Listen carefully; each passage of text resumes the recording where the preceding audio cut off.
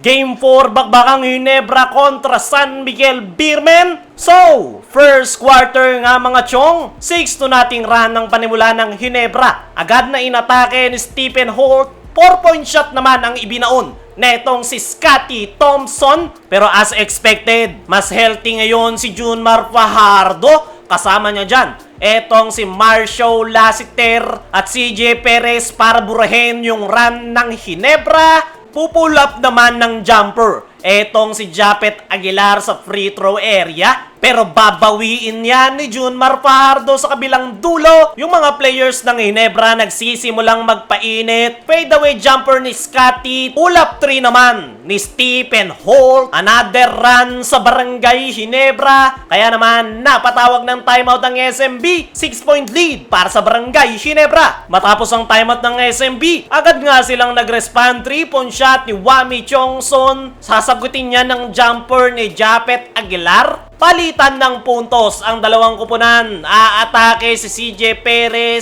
Sipag naman ng ambag ni Troy Rosario sa ilalim. Pero sasagot, eto si Brondial sa 3-point area. Maverick Ahanmisi, attack to the basket. Troy Rosario, hindi tinitigilan ang painted area.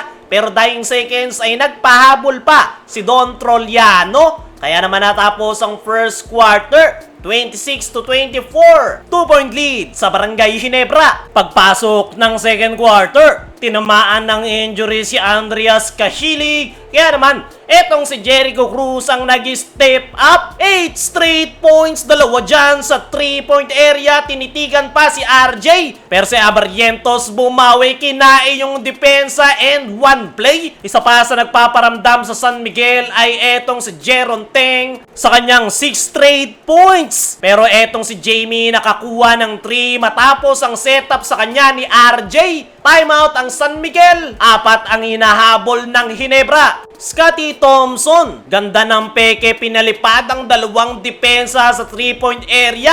Maverick Ahanmisi naman, nagpaparamdam na sa Ginebra. Timeout ang San Miguel. 3 ang kalamangan ng Barangay Ginebra. Pareho nga yung magpatalo ng dalawang kupunan. Pisigalan na. Marcio Lassiter, step back, corner 3. Pero kakaibang RJ ang nagpapakita. Aggressive na, kuha na talaga yung kanyang rhythm. Nandyan rin si Scotty Thompson at Japet Aguilar na papiso-piso lang sa perimeter area. Sasagot na naman ng another 3 ang San Miguel with Wami Chongson. Pero Troy Rosario nagpahabol pa sa dying second. Buzzer beater tip in. Kaya natapos ang first half. 51-50. 1-point lead para sa Barangay Ginebra. Leading scorer si Scotty with 11. 9 points naman si CJ Perez para sa SMB. Pagpasok ng third quarter, unang mga minuto, palitan ng puntos ang dalawang kupunan.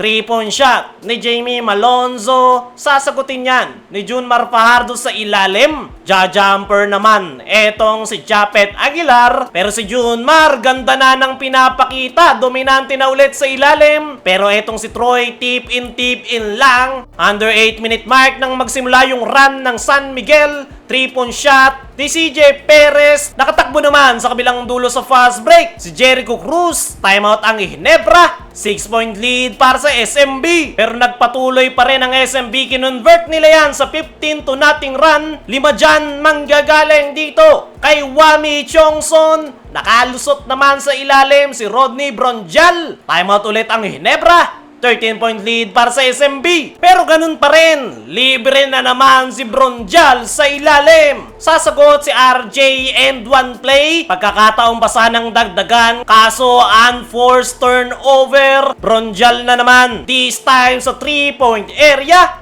Timeout ang Ginebra. 15-point lead para sa SMB. Pagtapos ng timeout, wala pa rin masagot ang Ginebra. CJ Perez to the basket. Tanging si Troy Rosario lang yung may energy. Another turnover sa Ginebra. Fast break ni Chris Ross. Kaya naman natapos ang third quarter. 63-80. 17-point lead para sa SMB. Pagpasok ng fourth and final quarter, tuloy-tuloy yung turnovers ng Ginebra at dyan nagkakapitalize ang SMB.